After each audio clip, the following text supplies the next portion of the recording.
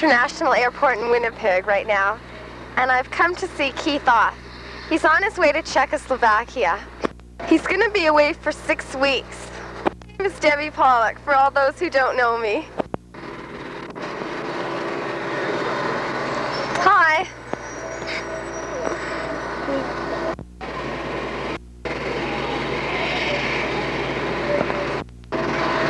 It is now June 29th, a day after Shelley's wedding. Today's the day I'll be off to Czechoslovakia.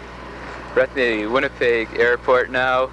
The plane has been delayed for 3 hours. It's due 8:50. Now, you may be interested to know that I'll be on the same plane as my sister and my new brother-in-law, Phil and Shelley. I'm going on an ISEC traineeship, city Prague, country Czechoslovakia, for a period of 7 weeks. I'll be going to Hanna Koskova's wedding. So I guess I'll see you all in Prague. So long.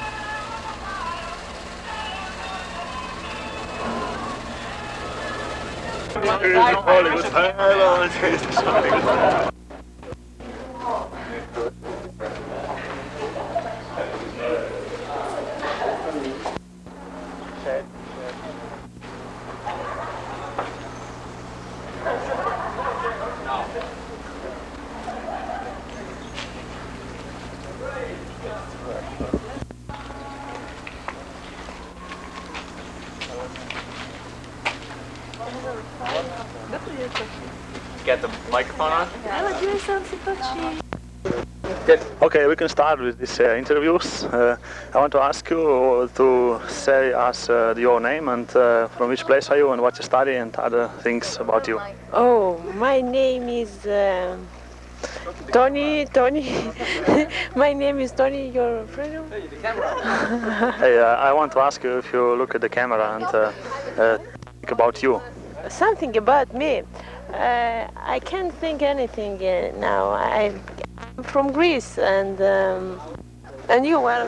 So the question was where I'm from. I'm from Ljubljana. I study in Ljubljana, but I'm from Garec. This is a small village in the south of Slovenia, in Yugoslavia.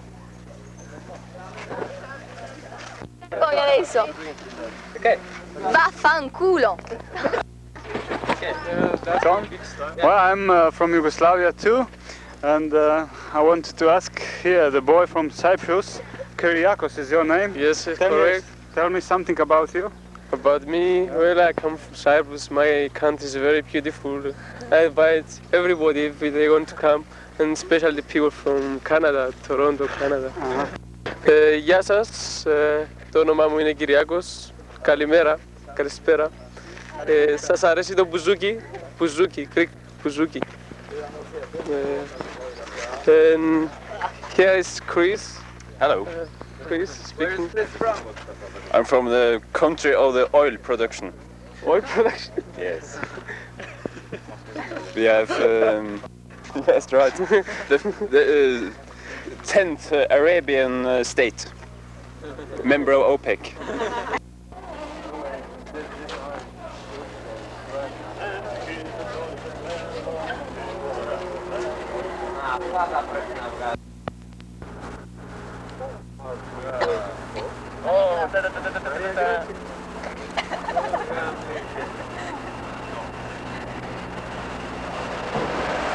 Back. The Canuck is taking pictures.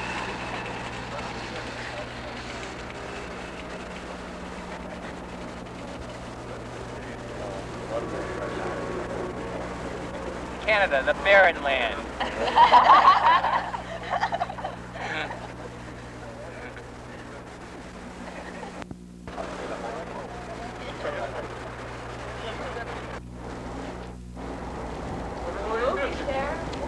Get me? Wow, no.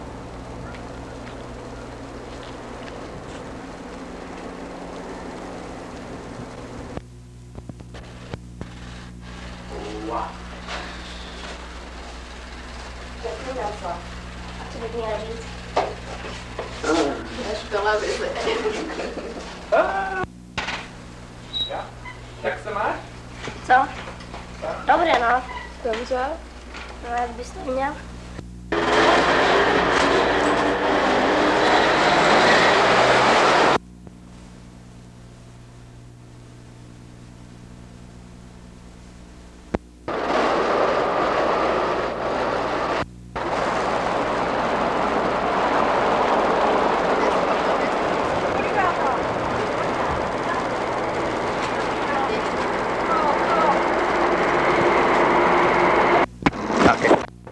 Hello, we're in a city very close to Prague, and here I have a Polish boy. Sprechen Sie Polish? Sagt etwas in Polska. O, bardzo dobrze, jest bardzo dobrze. Bardzo dobrze, sehr gut. Und ein Jungel von Deutschland, komm her. Hallo, viele Grüße. And you're from what city? I'm from Western Germany and I come from Herford, that's near Bielefeld. I don't like how she's taking those movies. And hello, who do we have here? Someone from Finland. Say something in Finnish. Hyvää päivää. And what's your name? Hannu. And say something in English. Well, I'm from Finland and I hope good luck to Winnipeg Jets. Okay, we like that. Winnipeg Jet supporters. Gracias, come here, please. Maria, gracias. Figaro, a little Figaro, please. Figaro qui, Figaro là, tutti. Say something, please. Oh, well, so I would like to tell you something, but I cannot remember what just now. So it would be better to ask somebody else some question. Canadian and Americans, go home.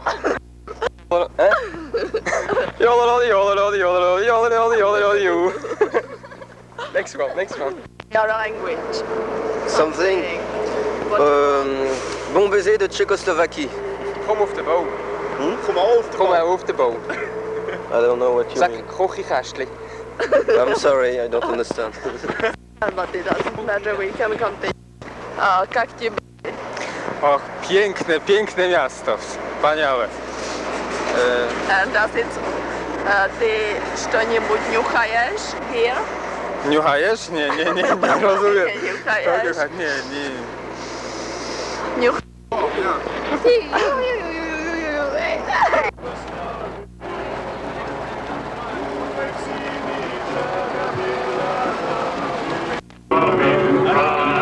Smodeczki, leczki, winto znają, repary, bali, z gitary, śpiewa mówi. A z gitaru śpiewa mówi. Skaczaj do dziedana, zleni słońce, Bogosłana, błogosłito sred Balkana, Jugosławia.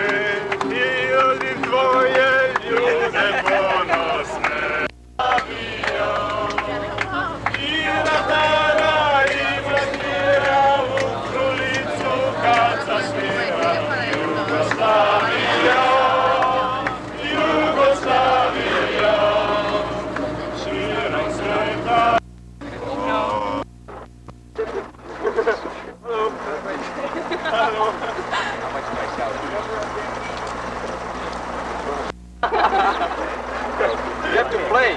Hey, play on. Они все знают Калинка, калинка моя, в саду ягода малинка, малинка моя. Калинка, калинка, калинка моя, в саду ягода малинка, малинка моя.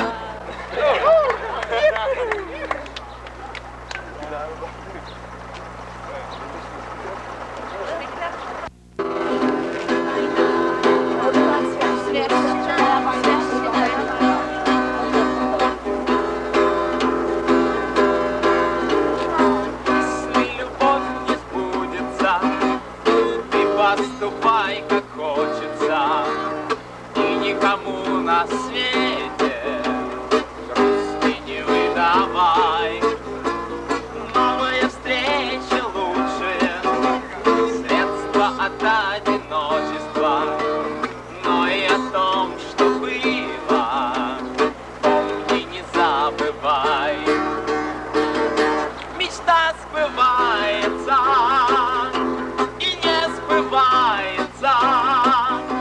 Любовь приходит к нам, порой не так, а все хорошее. Ее утешаю, а шарик No Czechoslovakia, and you just heard Russian music from two people from Russia, close to Moscow. So Dana, come here, please. And so, what do you have to say about this study tour we were on? This study tour was very interesting, and we have met very Interesting people. Very nice Okay, people. so say по-русски, say something in Russian. Tell them. Мы хотели бы с вами уделать интервью. И что ты можешь нам сказать о этом городе и о людях ты встретил здесь? Я хочу сказать, что эти дни, которые я провел в Брно, я буду очень долго помнить, запомню на всю жизнь. Я встретил здесь очень много друзей, добрых, отзывчивых, ласковых людей. Я встретил отряд интернациональный, который привел меня просто в восторг. Я буду долго это помнить и буду всегда вспоминать. Как тебе нравился Кис? Как тебе нравился Кис? Now to the other boy. Кис. Это он. Кис стал моим другом. Okay, thank you. And this other boy is an artist, also from Russia. Hello to Canada. Меня зовут Костя. Мне город Бруно очень понравился, потому что это очень красивый город, хотя и маленький. Здесь очень хорошие люди. Okay, thank you.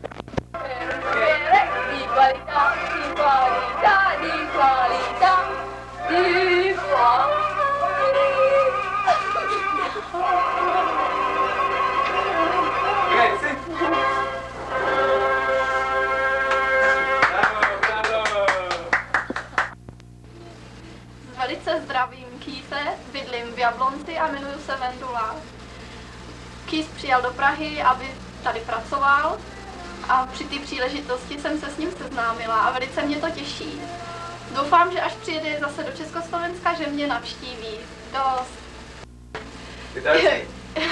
Ich grüße Kies.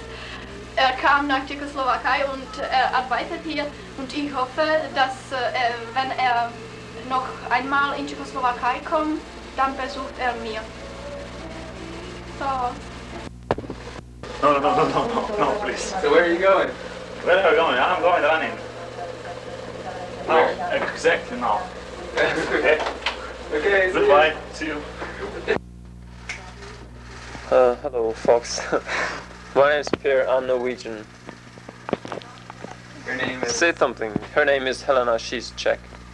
Jeg norsk. Jeg fra Norge. Norge for nordmenn. Norge best. Det var alt. Say something. He said everything already. I don't have to say nothing more. This is just by being on television, is it? Better. It's enough. The film is expensive, isn't it? So we're sitting in the room in Vetronik in Prague, Czechoslovakia. I'm sitting next to Helena Kobikova.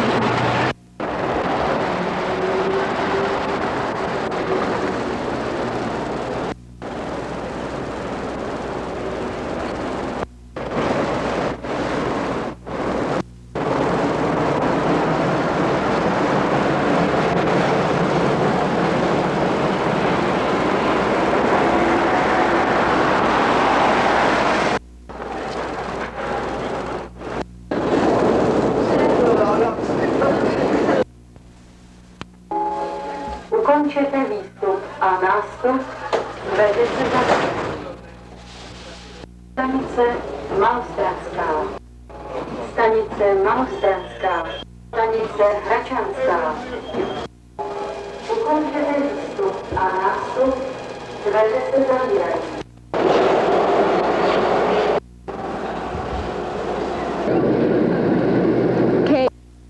Now on a 747 jumbo jet, about 1 hour out of Tel Aviv. We've been in flight for about 9 hours. We left New York at 10 p.m. With a time change, etc., we'll be in Tel Aviv at 3 o'clock. Breakfast, lox and bagel, Israeli style, and everybody seems quite restless. Mom wants to have a picture taken of the gentleman sitting there, crush on him. Got back, so Keith is taking photographs of her. I think she had a reasonably good sleep and seems to be in a fairly good mood considering all the circumstances involved. I see how gorgeous I really am. I guess I've been fooling myself all these years. Walked over to the other side. He's waving now, and Shelley just stuck her head out. Okay, we're on the El Al plane heading for Israel. We'll be there in about an hour, and we're going to be arriving in Tel Aviv. From Tel Aviv, we'll go to Jerusalem, and so forth. Had a 10.5-hour flight from New York. We stayed in New York for about 2 days. Here comes another passenger passing. Oh, both of us again? Come on. Okay, 1, 2, 3. We're here. We're in Israel. We're in Tel Aviv, and it's beautiful out. And people are disembarking from the plane. What a huge plane it is. It wasn't a bad flight, and we're happy to be here.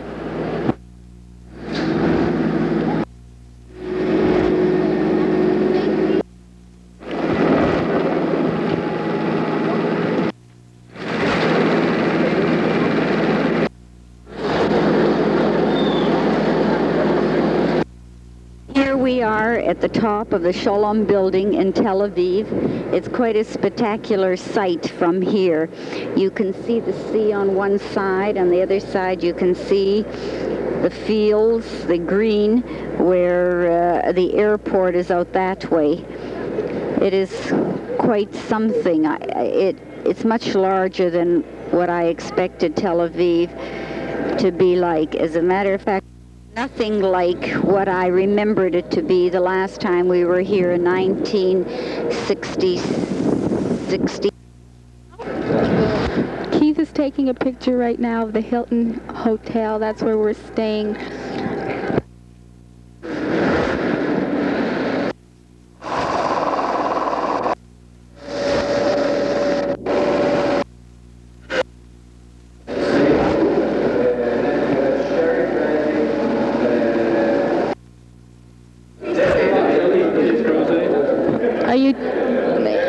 Here we are at the Carmel Winery, and we're sampling the different kinds of wine that they make here.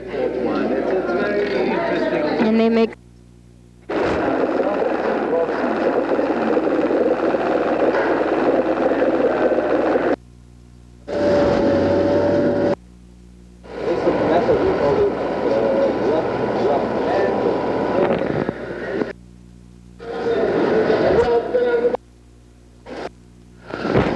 the bottles.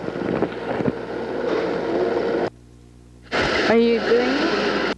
Here at the bottling factory for Carmel wine. Quite interesting. We've never seen this before. I haven't anyway. You can hear the humdrum in the back. Are you using it now, Keith? At that far end, the bottles are being filled with wine.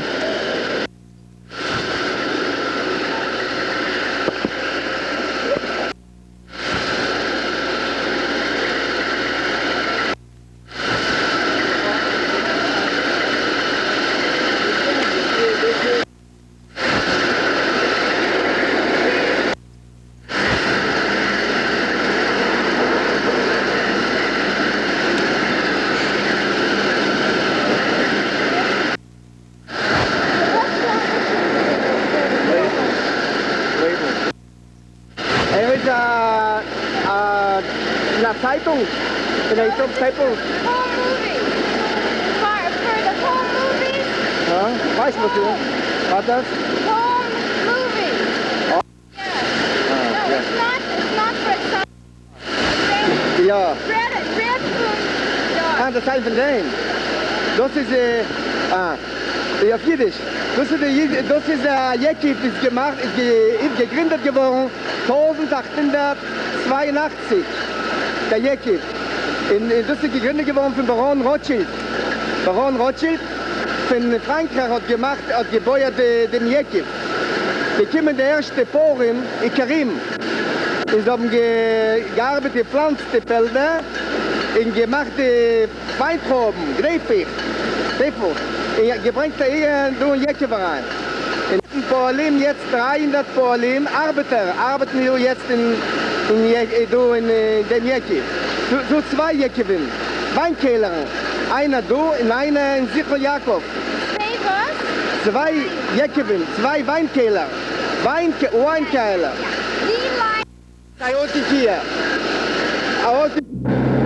Lives without any purpose. They don't work. They're supported by the United Nations. They're being used as political ploys. When Israeli tried to help them and settle them in land, the United Nations produced a resolution to move them back into the same existence. Camps are in many places in Lebanon, Jordan, the Gaza Strip. This is the most remarkable sight I've ever seen in my life. 6 kids, 5 or 6 salaries, you see, and it's a lot of money. Especially that, you know, the Arab ladies are not really, you know, they don't visit.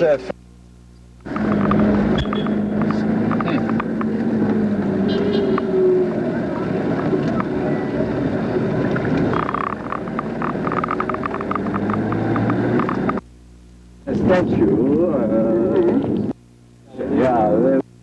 health system, etc. So who's going to take care of them? Now, if the Israeli government... He's wants to take a picture. It looks like a bunch of horses grazing. Dromedaries, they're only one hump to us. Oh yeah, dromedaries. We don't have camels in Israel. We have only dromedaries. This is a new settlement, a new city in Israel. This is a beach near the new city. There's about 100 people here so far. And we'll show you the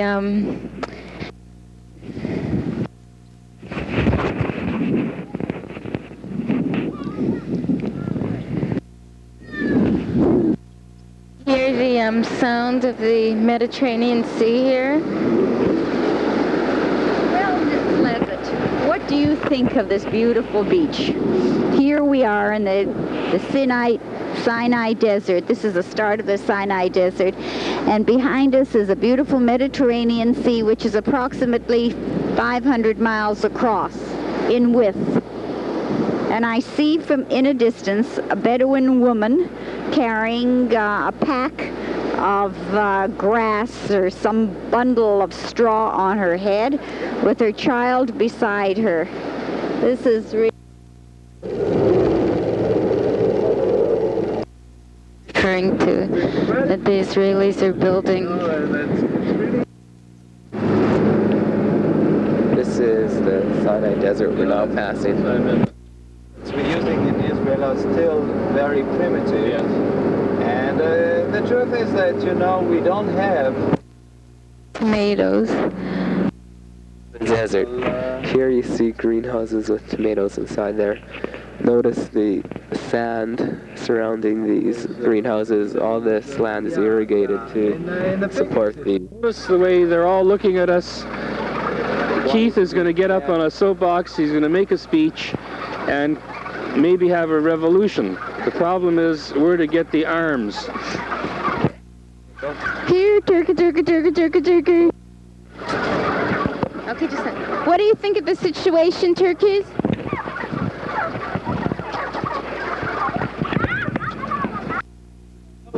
you know, if they, exactly like any other part, you know. Maybe they actually played on this kibbutz.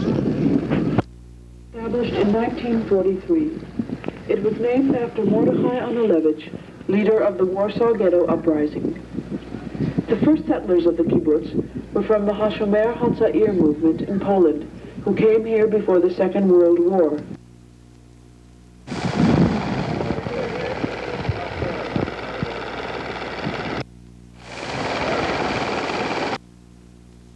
So you see a fighter, you know, holding a Czech rifle, a Czech that we got in 1948. This was the first rifle we got openly because before that, you know, we couldn't get any weapon. British didn't allow any weapon, and everything you could see it here was an underground weapon.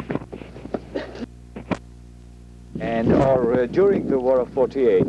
And as a matter of fact, the embargo bothered us much more than it bothered the Arab, because the Arab had armies, you see, and we didn't have anything, you see.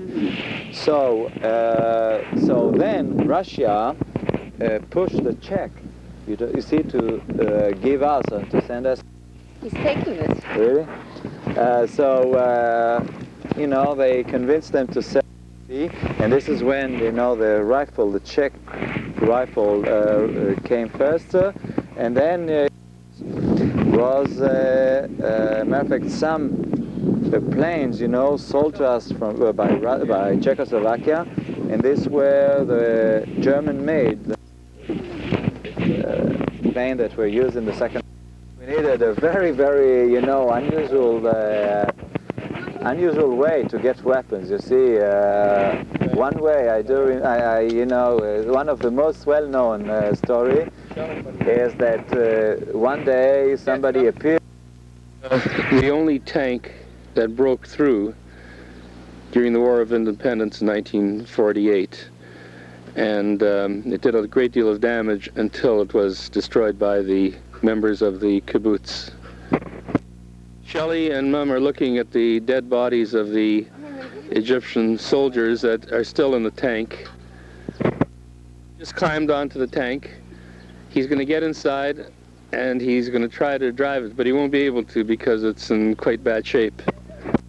You know, Manny is going to check the tank over. This looks like the engine is okay. Very prehistoric model of it. This is our hotel in Tel Aviv. It's our last day. This is the view from our apartment in Tel Aviv. The name of the emperor, you see the Roman emperor in this time. He's right, but you know, prove this concept.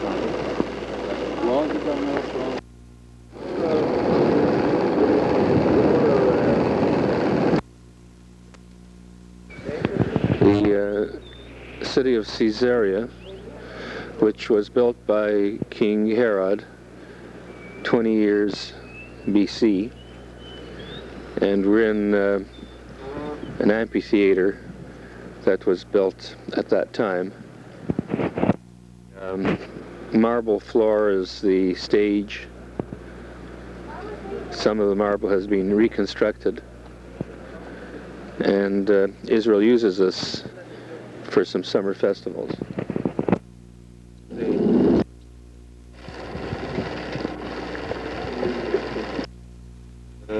Surrounded the theater from all sides and decorated it. Roman coins, by the way.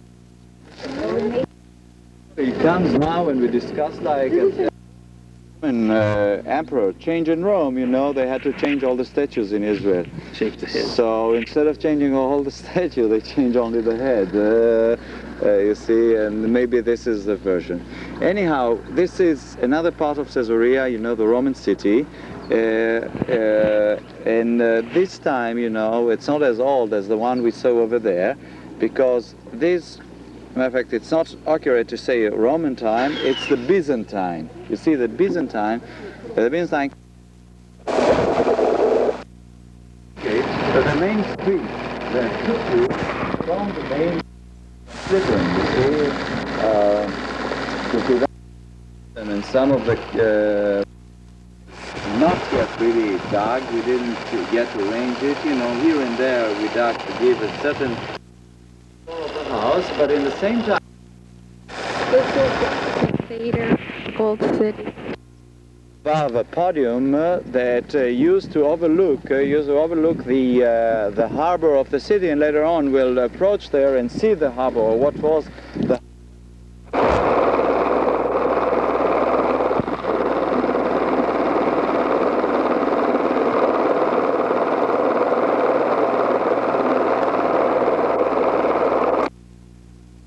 Hey, we're in Caesarea, and this is a beach in the Mediterranean, and this castle that we see is from the 19th century, and you see people bathing on this beach. It is really sunny and nice here. I have a cold in Israel, which doesn't make things too hot, but I hope you could bear with me and accept this. To keep the canal and the water level. This is the, are you taking it? This is the olive wood factory. I was here before with Marlene, and there's nice things to buy, and you see how the merchandise is produced. A typical vehicle of the Israelis. 800 years old. Well, we have some production lines. One of them is that we cut the wood to little pieces, put it in a box all together. It looks like the model itself, and then the finish is done by hand.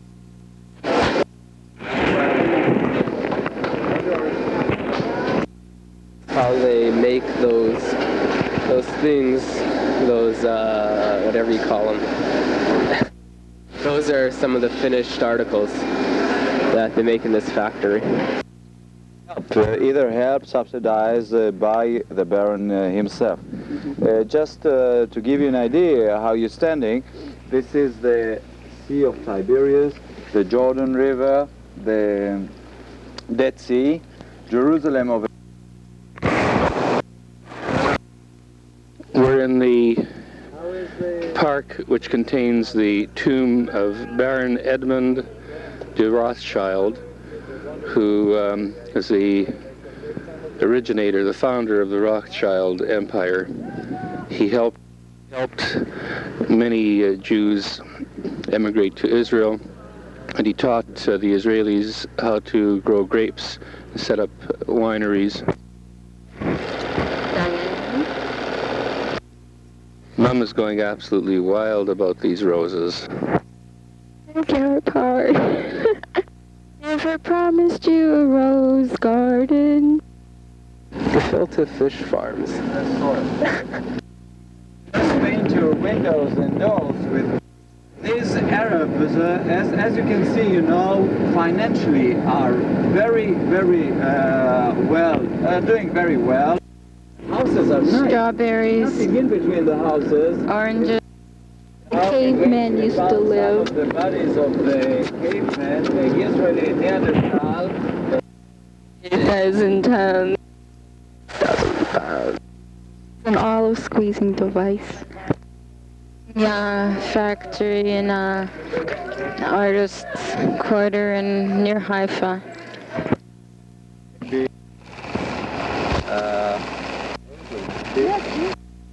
People live here. This is near a cave. There's the cave, prehistoric cave. How usually go with cave? This is just a minute. What you're seeing here is a cave inhabited by the Israeli Neanderthal, and you see it's a natural cave formed by the erosion of water inside, or erosion of the water of the limestone. Inside, you know, this cave might sometimes be very deep, up to 300 feet deep, and sometimes with more than just one a hall or one cave. You see a few branches. Actually, it is used by the Arab farmer in here, you know, and he's keeping in here his baby goats. Where are the big goats? Parent goats? Probably up on the mountains, you see, and look.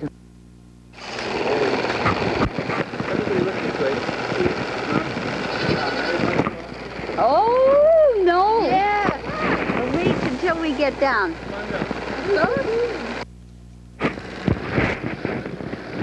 Manny is playing with the little baby goat. They're so cute. Look at their long ears. Is an Arab who is tending the goats.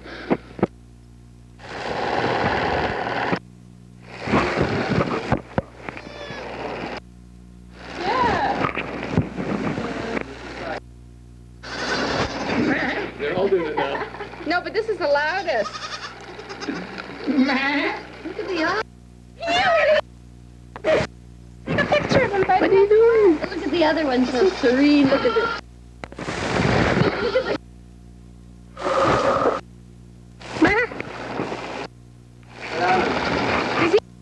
How can you stay away from them? They're all following us out here. Following. These are Diane's only friends. This is the home of the Arabs. Following us. We went.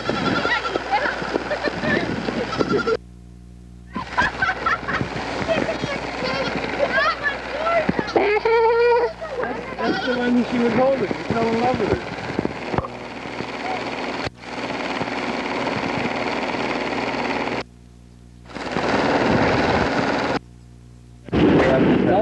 This is the University of Haifa. It's a second. Up at the top of the hill, right next to the Dan Carmel Hotel, the picture we just took is the tower, the administration tower of the University of Haifa. It's a building that wasn't here in 1968. Beautiful scene of the harbor. Get out of there, Mom. There. Take a picture of Shelley and Diane. Where's the Baha'i shrine? You missed it. Oh yeah, Keith. Keith. Down at the bottom, you see the Baha'i.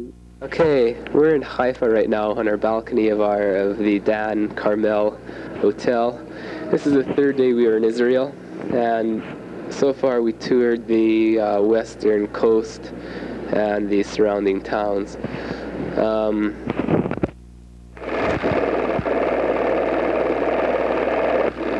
The center of town, the famous church, the city of Akko.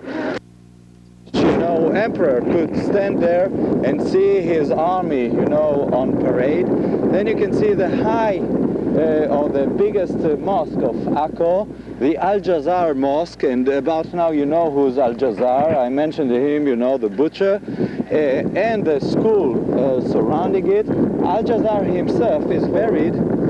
Al-Jazar himself is buried in the small building, small room you see right next to this mosque. Then you can see in the bottom of the mosque that is done with marble, with different kind of marbles and pillars. This is all marble taken from Caesarea. You see, remember I mentioned that, you know, everywhere they took. This is Akko, A-K-K-O, or Acre, A-C-R-E. And we're standing on the top of the citadel, which is also the prison in which they kept Jewish prisoners. We're now about 18 miles from the border of Lebanon. The top of the hill is the border between Israel and Lebanon. Hill that separates the border of Lebanon and Israel.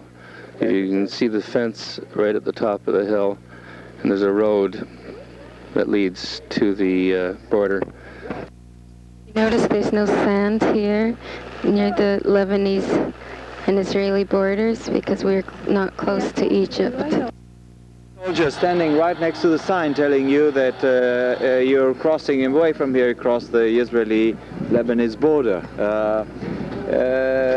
You know, Lebanon starts, as a matter of fact, a few hundred yards away from here. What's that UN truck doing there, did you say? Well, it's part of the observation soldier, the emergency forces, you see, that United Nations send to observe the ceasefire, you know, between Israel and Arab countries. And a Jewish flag on the other side. What's a Jewish flag Where do you doing? see it? It's Israel. It's in this side.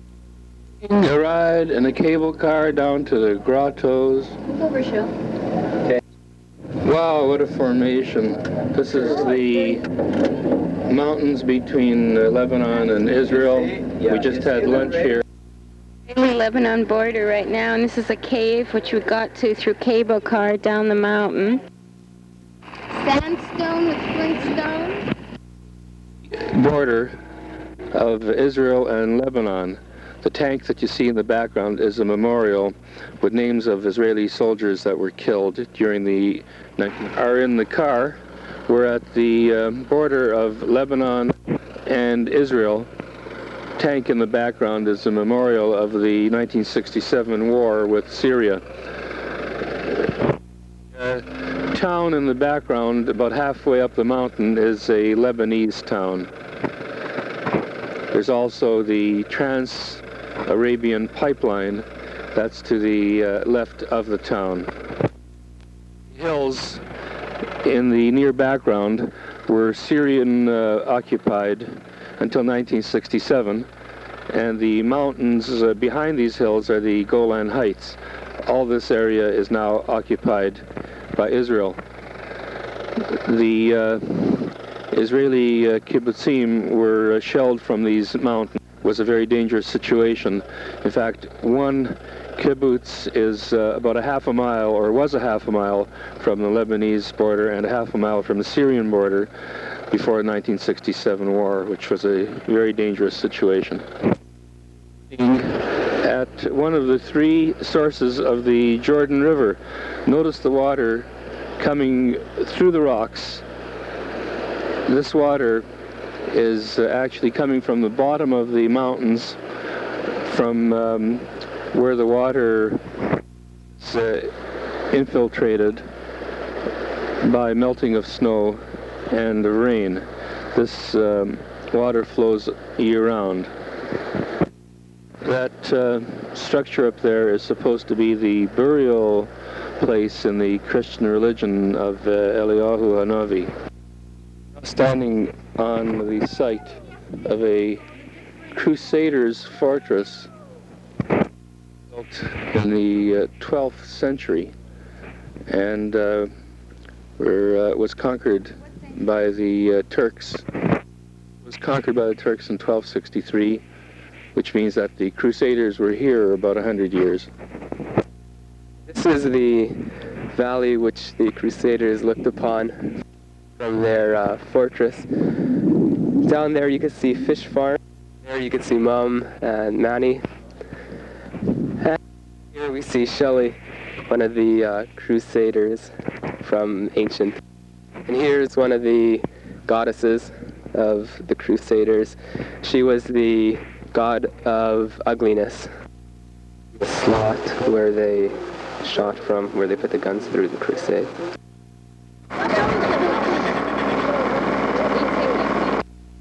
Ahead of you, you can see the Syrian town of Quneitra.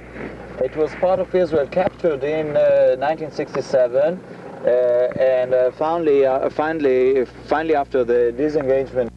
It's quite hard to see, but there are, a matter of fact, three posts. One of them is the observation post, the Israeli observation point. The memorial to the soldiers that were killed when they took the Golan Heights. What you see here are a number of Syrian bunkers and anti-tank beams. You see a few trucks that were destroyed during the war. The motel we stayed at on the kibbutz, there are many of these little houses. Everyone brings to the community what he can and takes what he needs. In the kibbutz. They're found mostly in all kibbutzim in Israel. I think there's 180 kibbutzim in Israel. Cows in the kibbutz. They stay here all the time because they're not allowed to go out and graze. And here they are.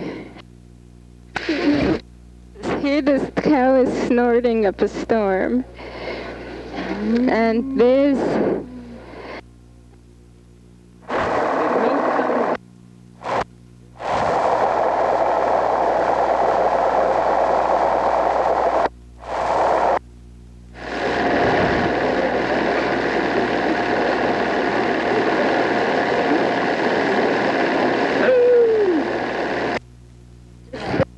This is the kibbutz dining room, and you see ketchup on the tables, etc.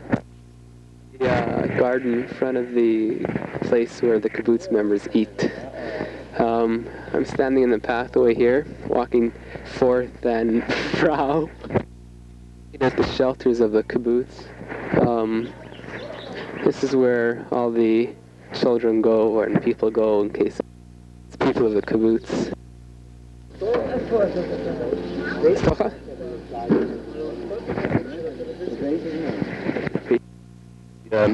City of Jericho, that round tower that Keith is taking a picture of, is 9,800 years old. There's about 12 cities built here, one on top of the other. We're in the west bank of the Jordan. We're looking at the refugee camp that, of course, started after the War of Independence in 1948. In 1967, these refugees crossed the Jordan to the country of Jordan. Looking at a distinct contrast just on the other side of the highway of the oasis of Jericho. On top of the city of Jericho, 9,800 years old, 8,000 BC. Joshua, the Battle of Jericho, Jericho, Jericho. Van going down the hill. Okay, right now we're in Jerusalem. We just got here last night. This is our last reel of film, so you better enjoy it. Oh, This is the burnt houses. This is the memorial sculpture commemorating the 6 million Jews who were exterminated in the Second World War. This is the Knesset, the Jewish Parliament building, and we just had a tour where we saw the gallery where all the people sit. And this is the menorah facing the Parliament building with a lot of history carved into it.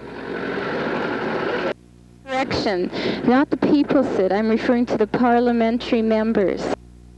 In the background, we see the Israeli Knesset in Jerusalem, and the Hilton Hotel to the left of it. The beautiful cloud formation. Notice the sun coming through the top portion of the clouds. We're at the National Museum, the Dead Sea Scrolls. You see the white conical top of the building. To prove that we were here, there's our car and Diane, Shelley, and Mum. He sold out a company in Winnipeg and he moved to Toronto. He's the national president of the JNF. Bernard Bloomfield. Yes. I know him very well. They were here on the And Harris Golko. And Harris Golko is the man that was in Winnipeg at the Holiday Inn when I made this arrangement about a few weeks ago. Okay, recorded here the names of those whose generosity and foresight made possible the establishment of Canada Park.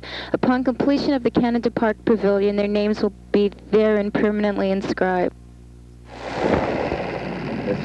And this is Jimmy Kay, the same way. That's his brother, Joe. I went to him too. Is that the Winnipeg?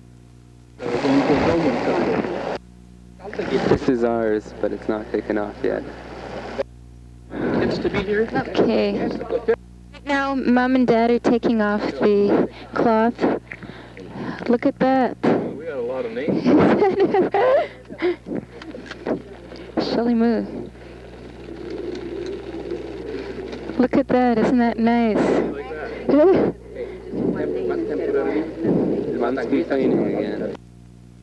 De Nechteum, their grandchildren, Pestel, Sarah, Sorelea, Bekalmen, Abel. Winnipeg. And I think in English I don't need to read it for you, huh? What's this? Lovely. This is Canada Park with all the names temporarily inscribed on plaques. When the park is completed, each family or name will be put permanently around on a permanent plaque, which will show on a map the whole area of trees that were donated by each particular family.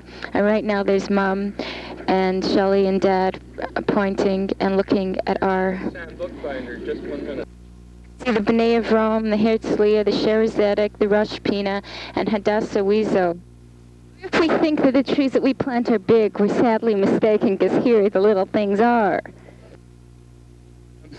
Having the great pleasure of planting trees in Israel, the Robinson family, the Levitt family, it was a wonderful coincidence to meet them in Canada Park.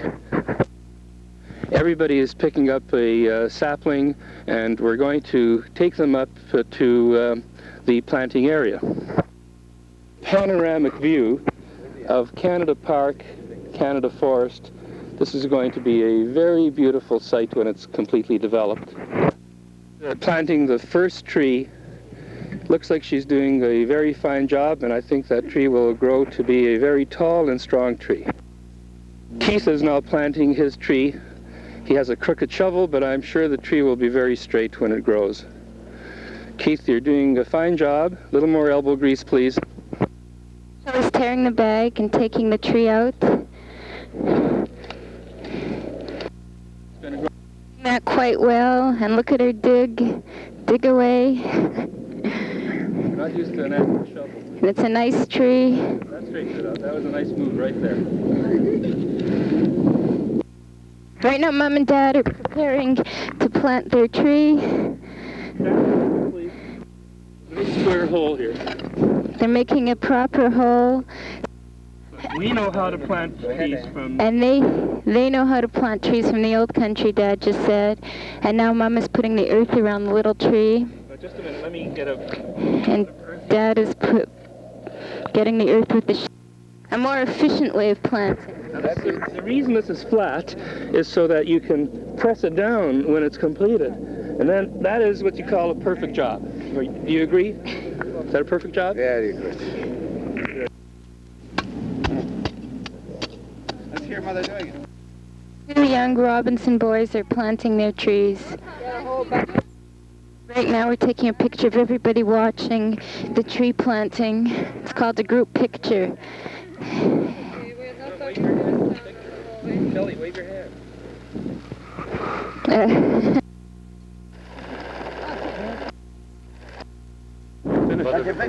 Robinson is now planting his tree. Mr. Robinson? Yeah.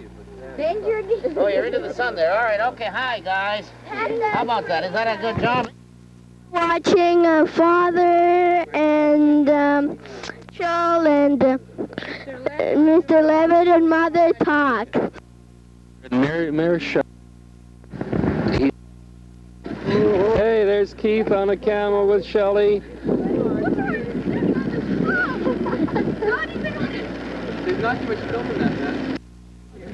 There they go. There they go. Look around, Yetta. Comes down, then you see the faces, they open. Of Jerusalem. The sanctity of this site, starts in the 17th century BC, when Abraham was ordered to go and sacrifice his son Isaac on the top of Mount Moriah. And the top of Mount Moriah is a small mountain on which the Dome of the Rock is standing today. You see, this is where, according to Jewish tradition, Abraham's supposed to sacrifice his son Isaac. Then I jump about 7th century till King David came, conquered city in entering King David's tomb. We're in the old city of Jerusalem, and we're looking at one of the gates. This is I think is the Israeli quarter. Here you're seeing rebuilt buildings, and that's an old hospital that is not rebuilt. They're rebuilding the old Jewish quarter now. You can see the very old walls that they found from many hundreds of years ago, and now they're rebuilding.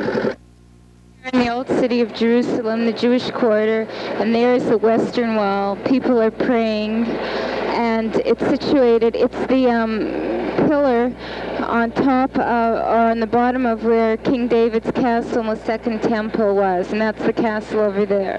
In the background you see the Mosque of Omar. Here's a view of her family, Diane, and just scenery, etc.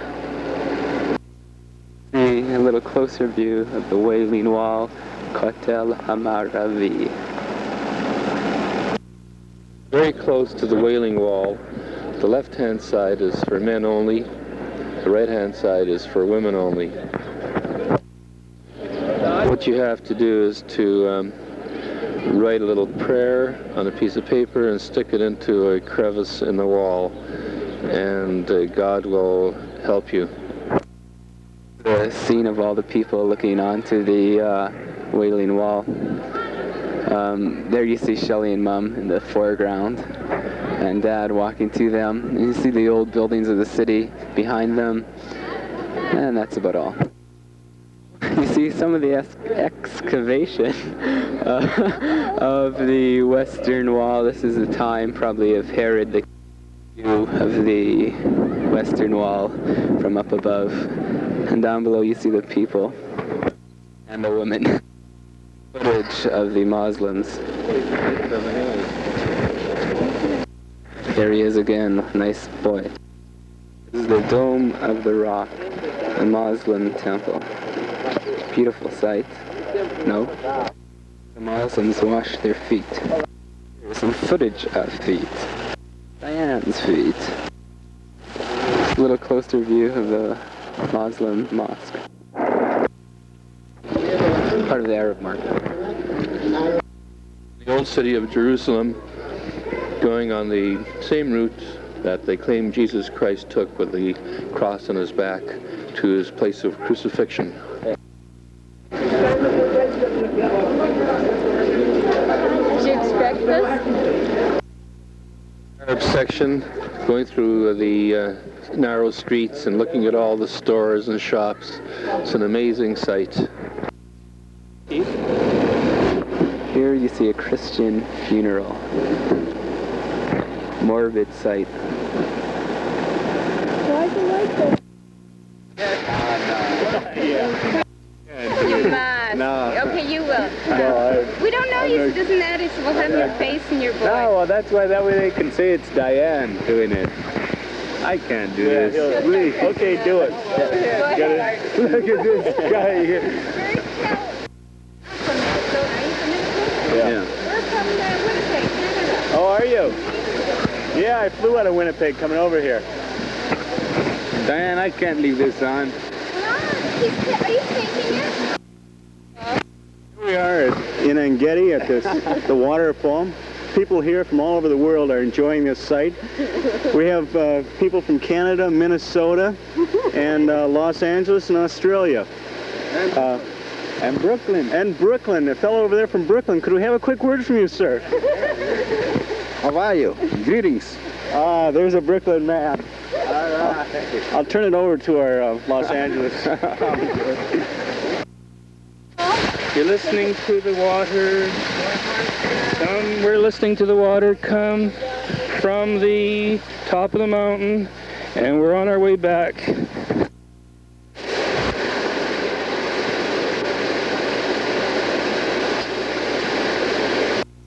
Right now we're in Masada. No, we're in the Dead Sea. And there's Dad and Mom. Shells in the water floating. There they are, floating, Dad's floating, Mom's standing there, but this is the first time she ever did swim. And there's Shelley and Keith. There's Keith in the white t-shirt. The red light's going on and off. Is it okay? The red light? Shelley and Diane are in the Dead Sea. It's unbelievable. The water is very dense, 30% salt. It's impossible to sink. Even Mum was, for the first time in her life, swimming on her back, and she almost swam on her stomach, but then she got salt water in her eye, and I had to take her all the way out by her hand. But she did very well for the first time. And now she's going back in. Okay, there she is. She's going in. Turn around, Mom, turn around. We're back in Tel Aviv. This is the night before. We're all ready to leave the kids back home, and Yetta and myself for Athens, Greece. We've had a fabulous time, and I think we've all learned a lot. The girls and Yetta are on Dizengoff Street now doing their last-minute shopping, and then we're going to take the kids' suitcases to El Al this evening so that tomorrow they can arrive at the airport 1 hour earlier than is usually necessary. Menashe Kazan, our guide, is going to take them to the airport, and Yetta and I leave at 5:30 in the afternoon for Athens, Greece. We're in the Tel Aviv Hilton Hotel right now. I don't know if it's repeated, but tomorrow we'll be going home. Well, I'll be going home with Shelley and Diane, and here you see a view of the outside of the lights of Tel Aviv. We're by the Mediterranean now, and there's a swimming pool, and the other which you see outside. We're in Tel Aviv, in the Tel Aviv Hilton, and it's the day before we're leaving. Tomorrow morning we're leaving bright and early, and it was a great, fabulous trip. And we want to thank Mom and Dad for taking us on this fabulous, terrific trip.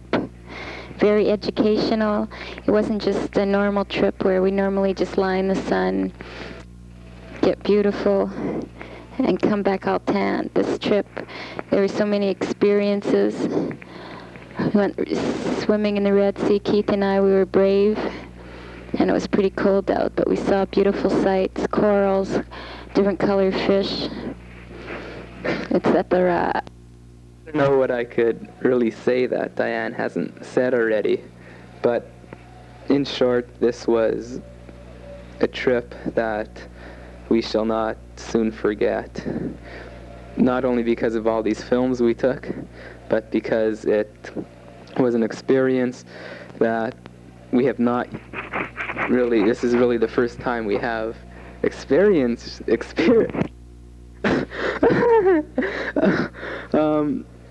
Let me rephrase that. This was a good, nice trip. I'd like to say thank you to Mom and Dad for taking us on this trip, and we hope that they enjoyed it as much as we did, and I'm sure they did. Mom enjoyed the flowers and trees, while Diane enjoyed the manis, etc., and manis, and I enjoyed the overall scenery.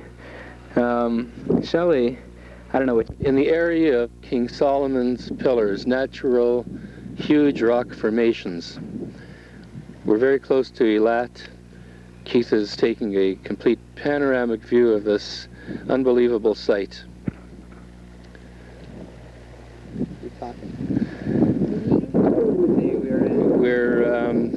Today is the day before New Year's, and we're probably going to take a plane home or to Tel Aviv Sunday morning, spend the day shopping in Tel Aviv, and then Diane, Shelley, and Keith will be flying back home, and Mom and I will be going to Athens and other locations. I think that we've all had a real good time. Now we're in Coral World, the underwater observatory in the Red Sea, and right now we are looking at fish in the Red Sea, and all different types of plants and fish move, and we're planning on going swimming. Bronze aquarium in the left, and these fish are just absolutely unbelievable. We're under the water and we're seeing the strangest forms of fish that were ever created. Look at those black ones, just jet black. And look at the corals. Some of those corals are alive. Looking at a school of fish. They're not the beautifulest looking fish, but we intend to see them when we go swimming and snorkeling underwater. All different kinds, shapes, sizes, colors. A picture of the coral.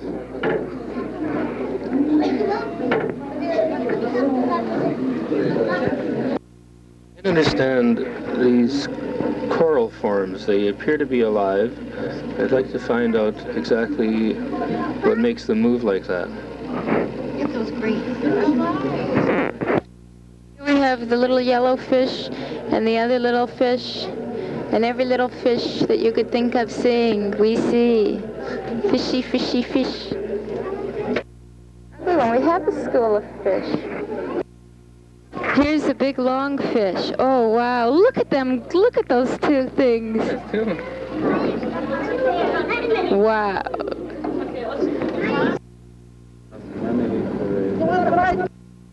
Being taken from our hotel room. This is of the Gulf of Aqaba. The hotel is the Queen of Sheba. This is the day before we leave to Tel Aviv, and it's at the city of Eilat. We're about to see the camel races. Right now we are at the camel races in Eilat.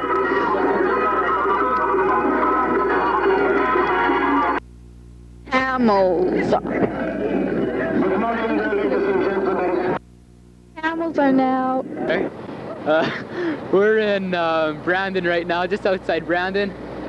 And it took us about 2 hours to get here. We're at a truck stop, as you can see. And out there is the highway, number 1. And we'll be heading to Regina right now after we stretch a little. There's the car. There's our car. Don't move it so fast, please. And here's the truck whooping in. Okay, that's about all I could say. We'll see you in Regina. Goodbye there in movie land, TV land, and etc. Thank you. Okay, here we are in the beautiful Saskatchewan countryside, just approaching the Alberta border. And as you see, there aren't too many people on the highway right now. Hello there very much. But hopefully they are all behind us. Yet we are looking forward to seeing the beautiful mountains of Alberta and British Columbia. And Keith has a few words for you. Okay, now you can see the road ahead. It's a very scenic drive, even though we're still in Saskatchewan. We've been on the road for about 9 hours, and we've seemingly been doing quite well. And we shall return to you later on in the day. Thank you. Our next destination is Calgary, mind you. Yeah, well, we're taking a look at our little Alberta countryside here. Beautiful hills and beautiful country, and so far people are pretty nice here too. And now we're focusing in on a little bit of these nice hills out here. And as we go down this little hill, we focus in on some more on the other side. And we're still anticipating the Rockies. Okay? As here we see some of the inhabitants of Alberta. Our friendly cows getting something to drink and something to eat while they're grazing for the early summer. Alberta, Alberta, Alberta. Yeah, well, here we are in Medicine Hat, Alberta, and I'm just saying a couple words while Keith takes... As we're exiting Medicine Hat, Keith wanted to take a couple more pictures of the scenery, because it's pretty beautiful around here, really. Nice hot day, and there. We're traveling to Calgary now at an approximate speed of 55 miles an hour. For the reason for this slowness is the cars in front of us. They're too slow to be true. Right now I'm just slowed down to 45. We're in Alberta with fairly boring scenic sights, but I'm sure when the mountains come into view they'll be a little nicer and it'll be more of a pleasant drive, especially when we get past these stupid drivers.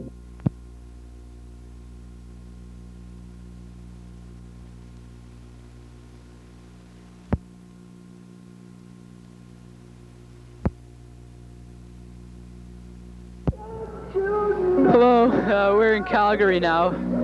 We're in rush hour, as you can see. We got here about 5 hours ahead of schedule.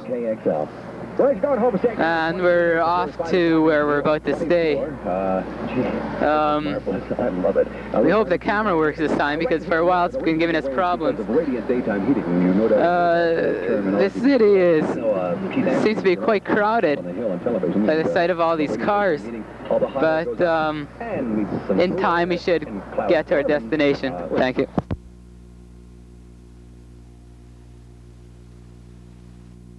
This is Banff National Park, and we're up on this mountain, Mount Norquay, and we're just looking down, taking pictures. It looks quite nice. And here's the view you get. There's the car. There's Chuck. There's some more mountains. It's raining here, as you can see, which makes it not as pleasant as one would like it to be, but I guess it's all right. There's a town again. I'll try to focus in on it.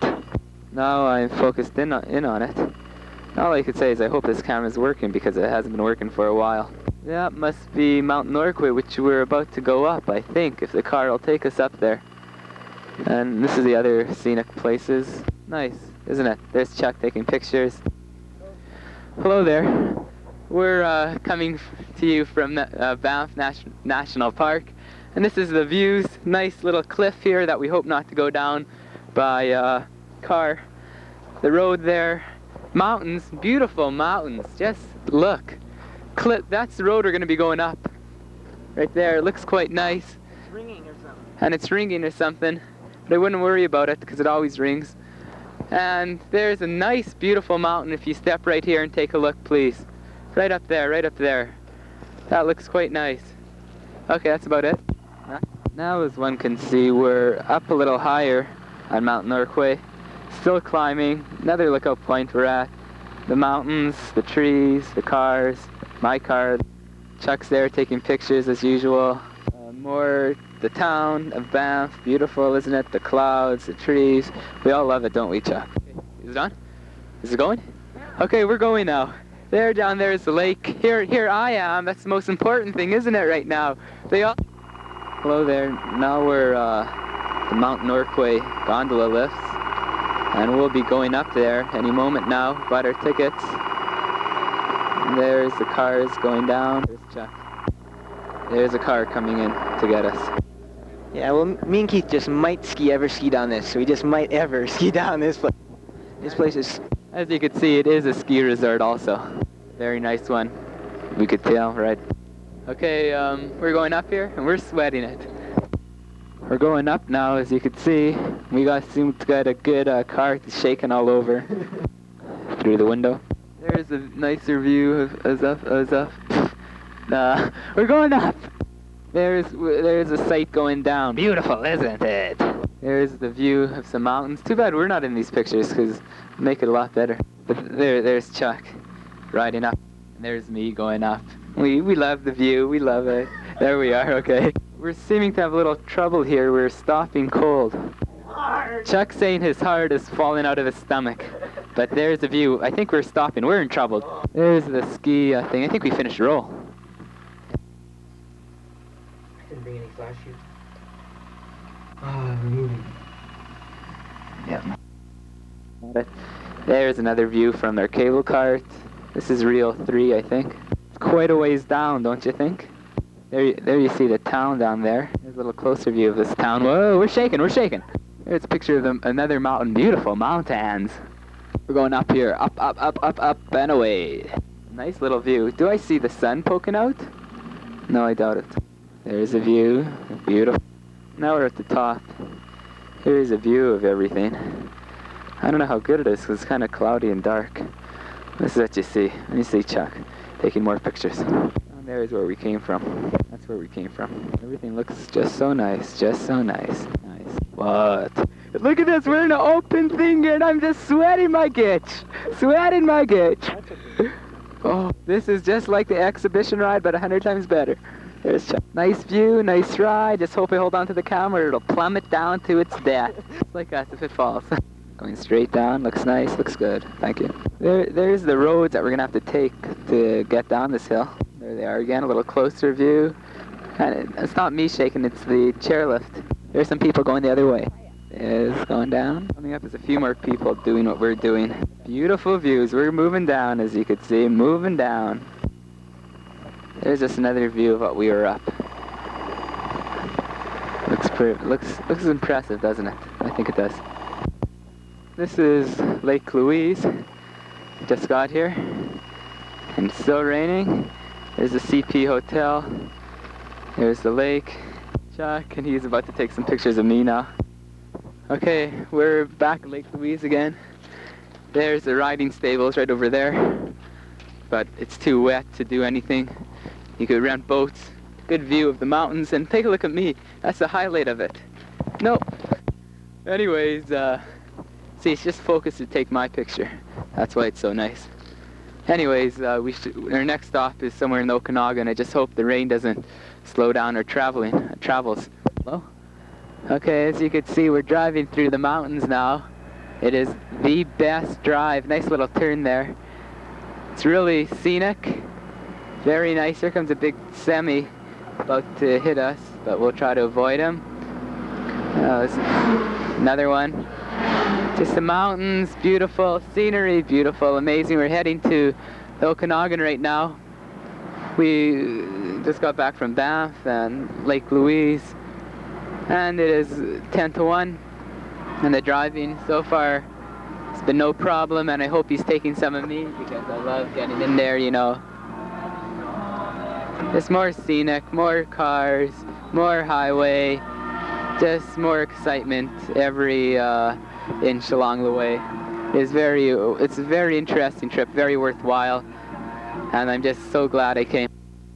The mountains here, this is our next reel. And the red light in the bottom for nothing to worry about. Anyways, it's seeming to clear up now. The rain has ceased, and just more views and amazing, really something worthwhile. Great, you can see peaks, beautiful white clouds, cliffs, just scare you out of your drawers, but not me. Braveness, you need it. That's about it. Okay, as you look down there, you see a city. I think it is the city of Golden. Surrounding the city is just trees.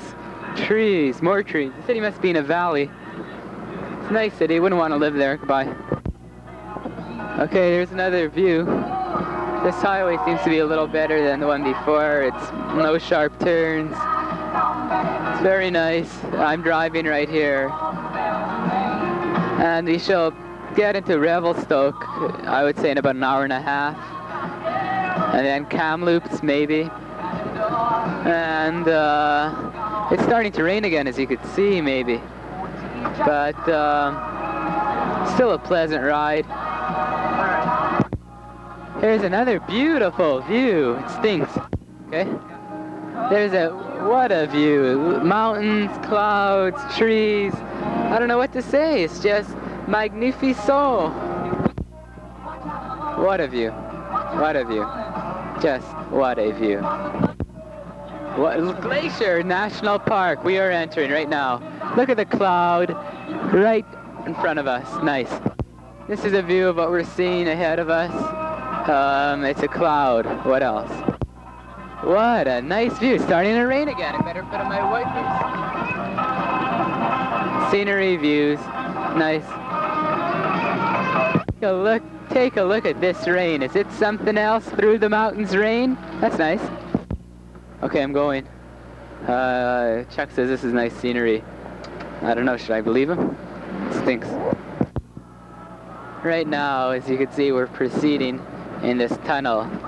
It says use lights, but I have them on. Take a look upstairs there. Looks nice. Okay, here we are in the outer limits of Vernon, BC, and we're moving up. Okay, we're on the outside of Vernon, BC, and we're on our way to Kelowna. And the countryside here is very beautiful. This is the fruit belt, if no one knows. And this is the Okanagan Valley here, and beautiful lake, Okanagan. And the highway here is a little weird looking. It's Hello there. Now we're in Vancouver. We're in Stanley Park. This is the view you get from Stanley Park.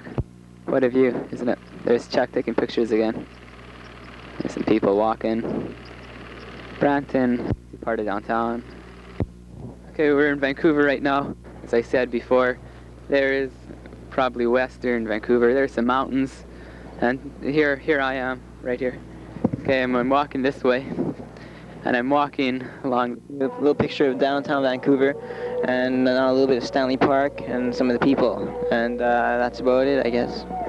Here's a bridge crossing, I think it's northern Vancouver to the mainland. Nice bridge. Nice. There's the car. There's Chuck taking more pictures as usual. There's some of the park. Nice park. Nice park. Here's something very interesting. Prospect Point, Stanley Park.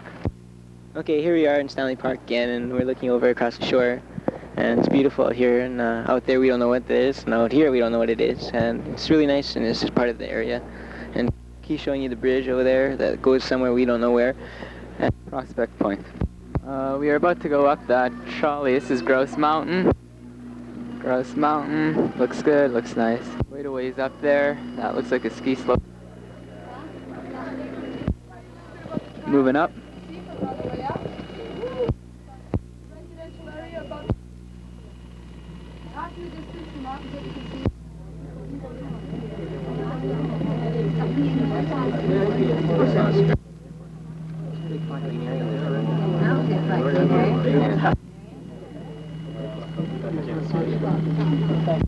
Snow in the mountains.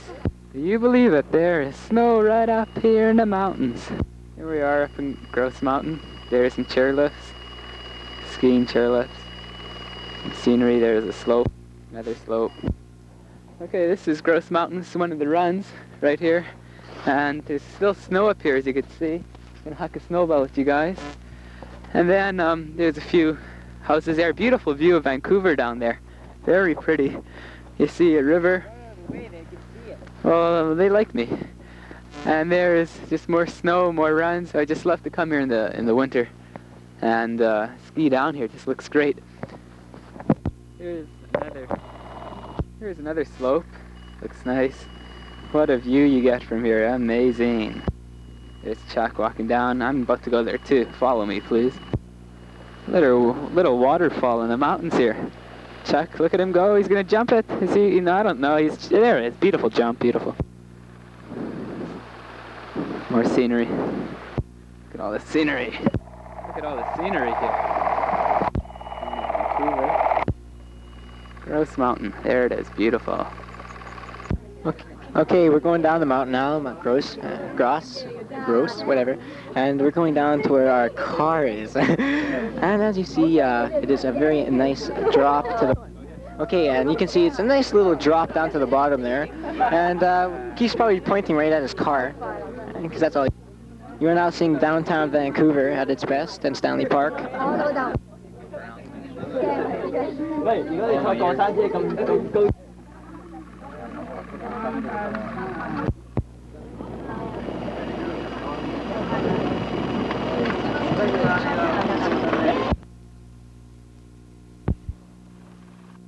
Tony Sailor Ski Camp. Here's our condominium. It's very nice. Other condominiums around. Scenery. This is where we eat. This is the dummy I tied at the golf tournament. One of the campers. This is the place we eat at. Chuck playing ping pong around the camp. Here we are in Madison Square Gardens, and we got Keith Weller playing against a friend of his, I don't know who his name is. Getting in. And Keith's coming up with a big shot. And he's got to go. And they're going at it, and Keith gets in his shot, and I can, and Keith's gonna, fine shot by Keith, back to that, and Keith's gonna, get out of the picture, kid. Yeah, and he's coming back, oh, what a shot, and Keith got it back, what a shot, back forth, man, fantastic playing here, oh. And Keith is playing fantastic, getting all the shots in. Look at these shots. Hey, bum. This is the volleyball court that we play on. Czech was a fantastic star in games always. It's more of the camp. Here's a girl coming up. We'll try to get an interview with him. What do we say? Someone's calling. Hi. Hi, we're from Tony Siler Ski Camp. We're having a great time. Keep going. Okay, keep going. Enjoying this wonderful mosquitoes. I'm Linda. I'm Mary. Hi, Deirdre. Chuck. Chuck, yes. Chuck and Kevin, our dear friends. Keith. Oh, Keith, my dear. There's a bear! That's Wayne Wong's car. Nice car. I'm talking. Okay, I'm talking. But if this is for, this is on television, No, you it's guys not have to for pay. television. It's not for television, of course I'm a not. union member. Of course you are. Right, okay. What do you want me to talk about? Oh, anything you'd like to. About the beautiful sunshine we've been Right, having. that's right. Oh, it's really been great weather, That's eh? Sunburn. Well, who do you think? I don't know her name. What's her name? I'm talking here to, what's your name? Chuck. Oh, Chuck, how have you been finding the Tony Siler summer camp? Oh, it's okay. You know, you're too fast moved around here. You don't know what's coming off. But that's anyhow. But that's good skiing and everything. That's good. And this is Nancy Don't back away from the microphone. Just step right in here now. Okay. Now, this is Nancy Green, if nobody knows out there, who nobody knows her. So, of course, nobody knows who Nancy Green is. But she'll keep talking into the microphone. What do you want me to talk about? Oh, anything you want to talk about. How long have you been director of this camp? I've been at the summer camp for quite a few years. Mm-hmm. And have you ever had anybody as since bad as me and 69. Keith here? You guys aren't bad. For Flatlanders, you're not bad. I mean, you know, you got to admit that skiing down the hill today, crossing the creek and all that wasn't too bad. You were with us? No. Were you with us crossing the creek today? No. Who is it? You will? We took our life in our hands getting down the mountain today. Yeah. Okay. I don't even know if this is going to work. This is the lake. It's where you canoe, swim, etc. Haven't swum or canoe yet camps. Get out of Hands in my pockets. Hands in your pockets.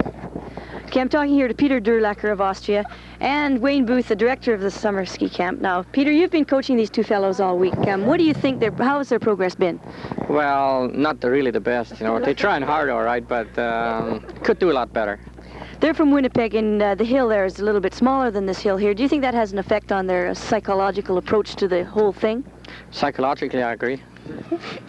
Wayne, you've had a chance to look at them on the hill. How do you rank them against all the other kids you've seen over the years? Well, I disagree with Peter, frankly. I think they're a couple of jerks myself. Really? Oh, yes, they're the biggest jerks at the camp, absolutely. Well, I haven't seen them, so, I mean, what have they been doing? Nothing. That's exactly it, nothing. They've been doing absolutely nothing. Not down here or not on the hill. Well, get serious. I mean, there must be some redeeming feature. Well, he's a pretty good cameraman. That's about the only thing he's really got going for himself. As far as skiing is concerned, I think he should forget about it. Would you agree, Peter? 100% positive. And there you have it, ladies and gentlemen, the word from the two best damn coaches here at the camp. So next year, come back and come in the racing section, and we'll, you know, let bygones be bygones and teach you how to ski. Okay. Oh, Jennifer Lewis.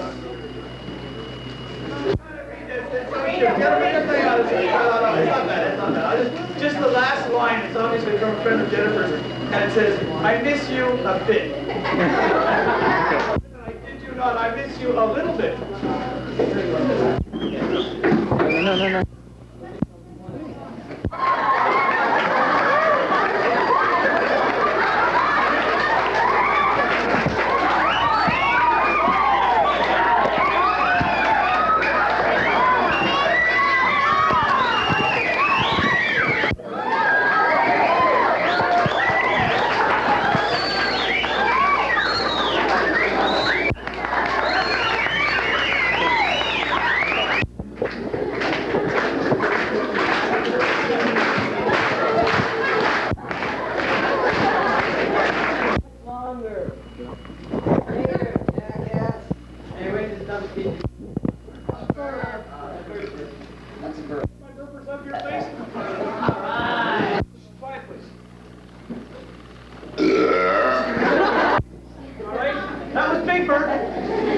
This little bird here.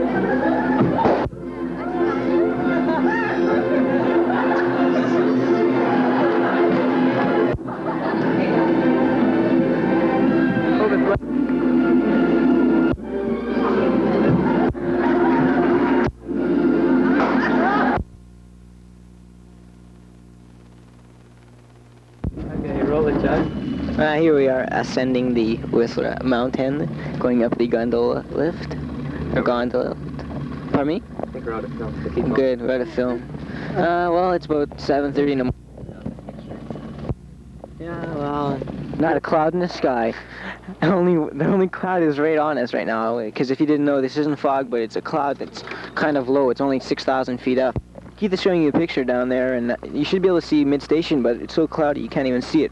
This is going to where we ski.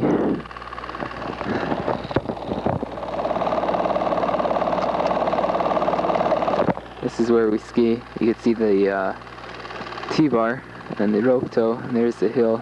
It's a little foggy, it's hard to see. There's the hike we just took. It is a murderous hike. Wild. People putting on their skis. This is the ski slopes. That's where everybody rests. There's the bunny hill. That's where we usually go down. That's a ballet hill. There's Peter, my coach. There's the steeper hill. There's Chuck taking pictures. We usually go down that one too. That's where we just came from.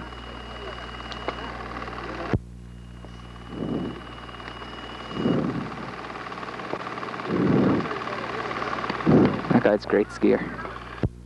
It's the T-bar going all the way up in the clouds. That's trampolinist, freestyle coach. I'm Ward Hartley from Calgary, and I'm skiing here at Whistler Mountain with the ski camp, and I'm doing freestyle.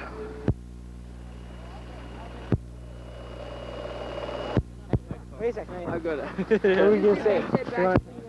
Welcome, folks, here today on ABC Wild World Sports. We're here at beautiful Whistler Mountain. As you can see, the weather is beautiful. We have a beautiful sunny day out here. We have a great competition coming up this afternoon.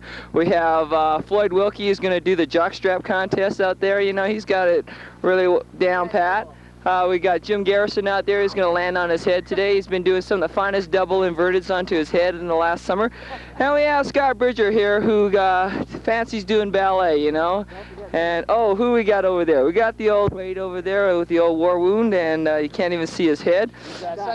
He's sucking pond water, basically. But as you can see, we're going to have a fine day. The sun is going to come out in about a half an hour, just when we're ready to shoot the camera. And so stand by today while we take a word for our commercial sponsors. Thank you. This is someone from Vancouver, my partner in the recreational section.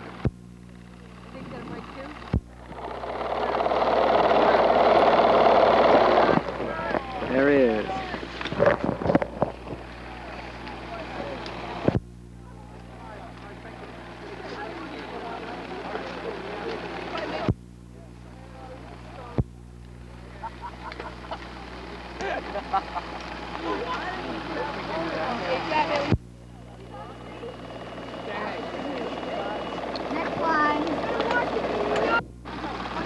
We're doing ballet on it. Obviously, it's a ballet hill. You're going to be doing ballet on it. That's true. Also, if it was racing, you'd call it a racing hill. Yeah, that's a good point. And then again, the weather would be so nice if it wasn't so crummy. Another good point. Very intelligent, this fella. Logic. Yeah. There's a course we just raced down. Nice big course. Eating lunch.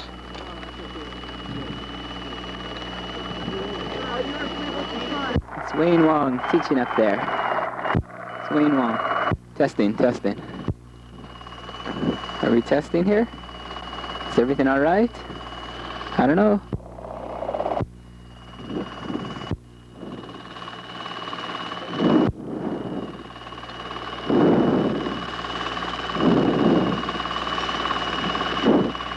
Hey, hey, beautiful.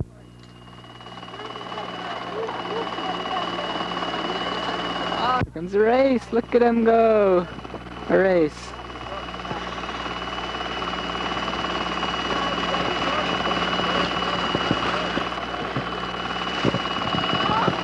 There's a fight. Who is it? It's Wayne Wong, and this is the little kid. That's where we eat. This is testing the sound. The butterfly.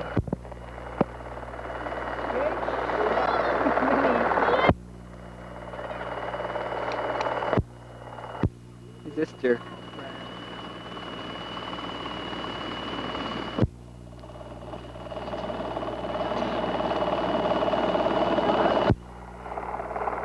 This is Keith coming downhill, doing fine.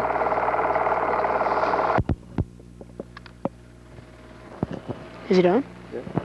Wow, and here they come. Wow, it looks like a great race. The guy, number 21, is winning. He's making some nice turns. 20 is a little out of control and isn't really making such fast turns. This is our condominium here. It's pretty nice.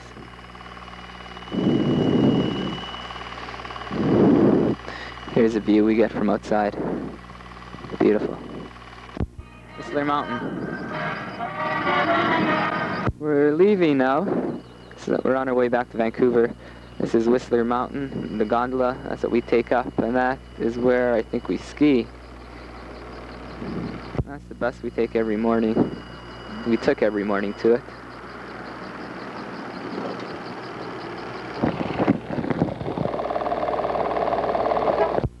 hold on. I'm gonna finish off the film. I think it is finished.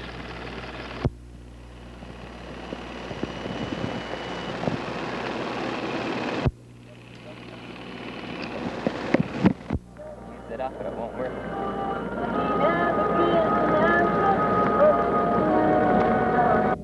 Waterfall.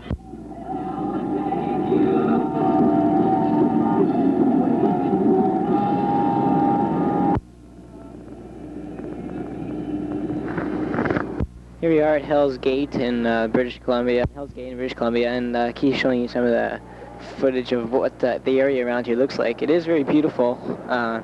We chose to take this route instead. To Whistler. We going on the air? We're now in Edmonton. This is Edmonton. Just got here. It's about 3:30 right now. Tuesday or Monday.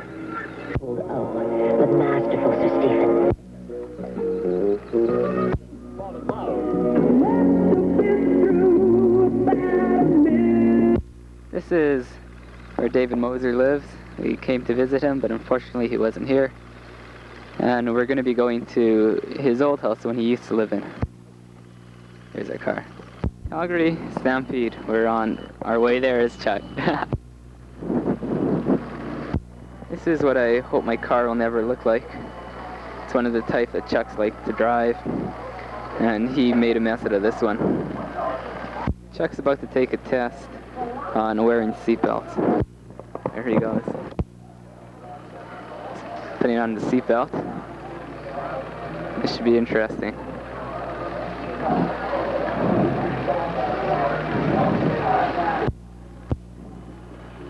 Okay.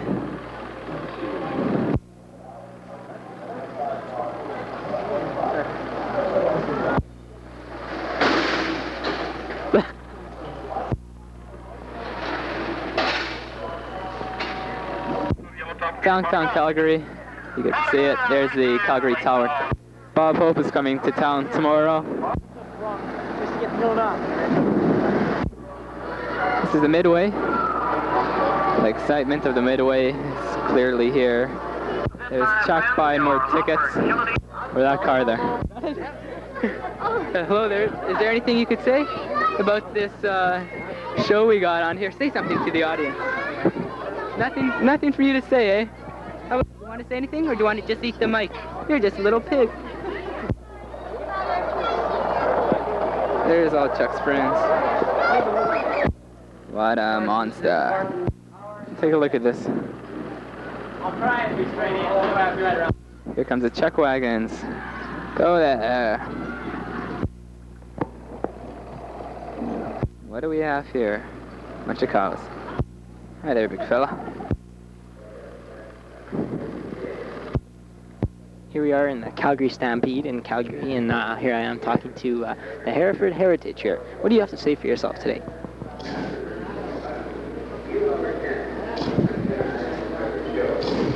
That much? Well, that's really nice. Calgary, Alberta, at the Stampede. Do you believe we're gonna go on this thing?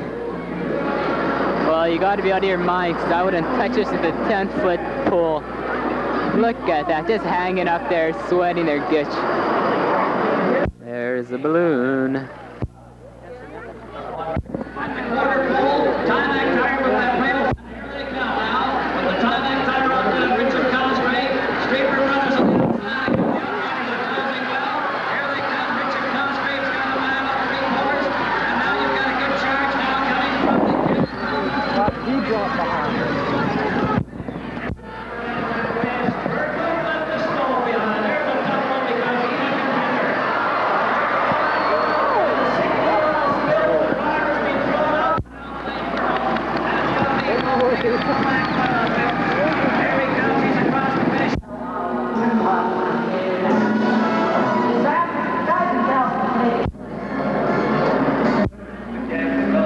This is still the Calgary Stampede, the stage show.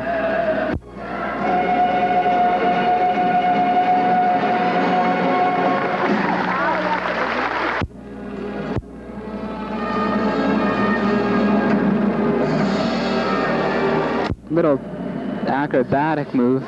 Looked nice. There's a helicopter making a little tricks with the firework display, and now keep showing you some of the band playing here in the open of the Stampede. There's a guy on the bottom of the helicopter, if you can't see him there, and he's doing a little gymnastics. Crazy guy.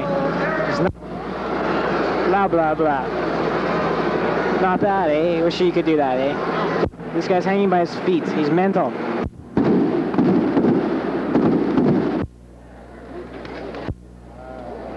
What? Nice. What? What? That's nice. What? We salute the U.S.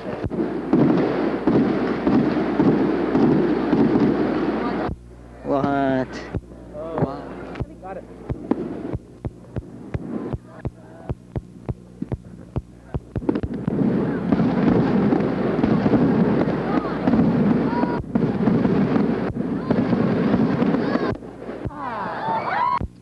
And here we are, folks, at Tony Saylor's summer ski camp. Keith Levitt skiing with Nancy Green. He seems to be beating her. Quite amazing feat since he only started skiing yesterday. Change of scene, here we are, planning for Europe. Okay, I'd like to tell you out there a little about my trip. I just got back yesterday at 12 o'clock from Calgary. We drove straight from Calgary. The driving was somewhat of an experience because I've never really driven that far, and I only had my license for less than a year. But through the mountains, it was really, really, really good.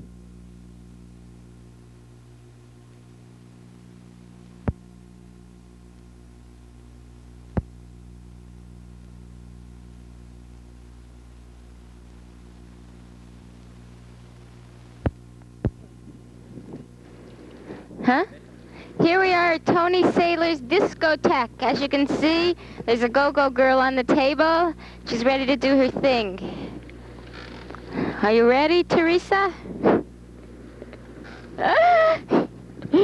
Time to go, Teresa. Let those folks have it.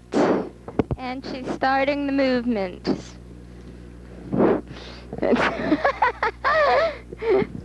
And she's very adept, of course. And I hope right now, if Keith's friends are listening to this, they're getting a good laugh. Because, listen, kiddies, what to finish off some film. Say something. Keith just told me to say something. Oh, I got a job. I'm a probation officer. Start August 9th. Working with adults. Is the film finished yet? Don't take my toes. Tell me when? Okay, she said when. Right now we're in the backyard a day after I returned from Tony Saylor summer ski camp. This camp was an athletic camp, and it was true to the word of that. Because all we did were sports and more sports, and I feel kind of strange walking around the same place, but that was my command to do so, because it'll make it more interesting to the public watching these films.